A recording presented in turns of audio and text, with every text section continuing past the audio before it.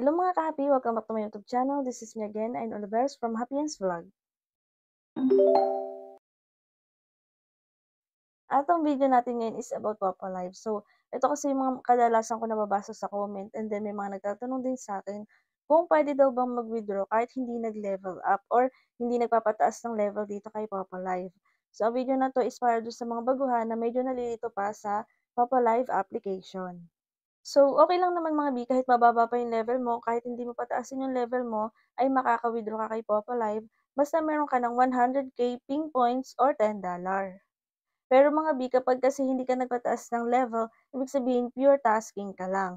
At kapag pure tasking ka lang, asahan natin na medyo matagal talaga, mga 1 or 2 months bago maka-withdraw. So, gano'n po kasi yung pure tasking, maliban na lang kung matapos mo yung newbie task, kasi 'di ba kapag may newbie task is 10,000 ping points yung naki-claim natin, and then kailangan ingatan mo yung iyong pagsa-live lalo na kung baguhan ka dito kay Papa Live.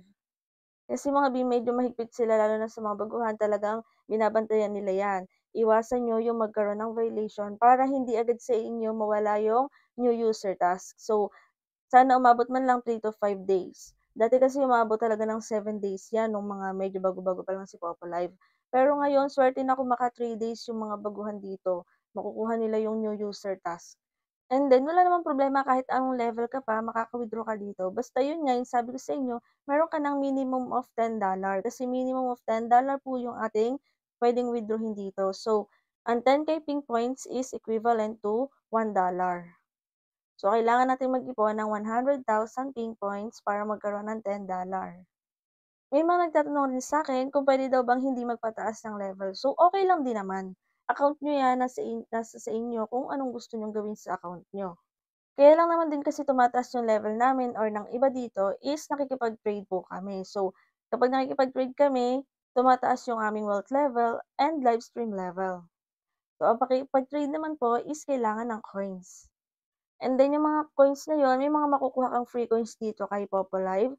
Basta aralin lang natin si application. May mga treasure box din mga B, may mga GYC or get your coins para makakuha ng free coins. And then pwede mo siyang i-play lucky or mag-play ka ng mga games dito kay Popo Live. Pwede nyo pong palaguin yung coins nyo.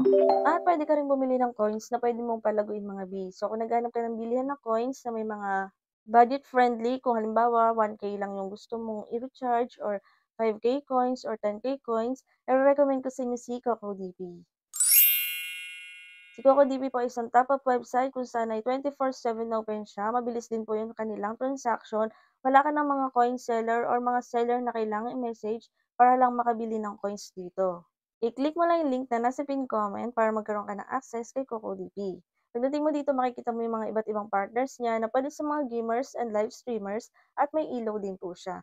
Sa mga Popo Live users, hanapin nyo lang si Popo Live, lagay mo ang iyong Popo ID, pumili ka kung ilang coins yung bibilhin mo, for example, 5K coins or 1K coins, depende sa inyo yan, and then, pumili ka kung anong payment method yung gagamitin mo, GCash, Kucoin, or Maya, lagay mo ang iyong email address, and then click Buy Now. After niyan, mare-redirect ka sa kung anong payment method yung gagamitin mo, for example, ay GCash. Pagka-proceed niyo po ng transaction, wala pang 5 to 10 seconds, nasa inyong Papalive account na ang inyong mga coins na binili. Ganun lang po ang kabilis, at pwede ka na mag-play lucky, maglaro ng games, or makipag-trade dito kay Papalive. And then, yung pakikipag-trade, yun po yung nagpapataas ng level. So, may mga nagtatanong sa akin dito na, bakit ang tagal ko na po sa Papalive, ilang buwan na ako sa Papalive, hindi pa rin tumataas yung level ko. So, alam niyo yun sa sarili niyo, kung hindi po kayo nakikipag-trade madalas, talaga pong hindi agad tataas ang mga level niyo. Kahit sabay-sabay pa tayo nag-join dito kay Popa Live, kung ikaw hindi laging nakikipag-trade, talagang maiiwanan ka po. Mababa yung level mo, and then yung mga kasabayan mo is mataas na yung level. So, depende po yun sa inyo ha, yung pagtaas ng level, kung gaano kayo kadalas nakikipag-trade.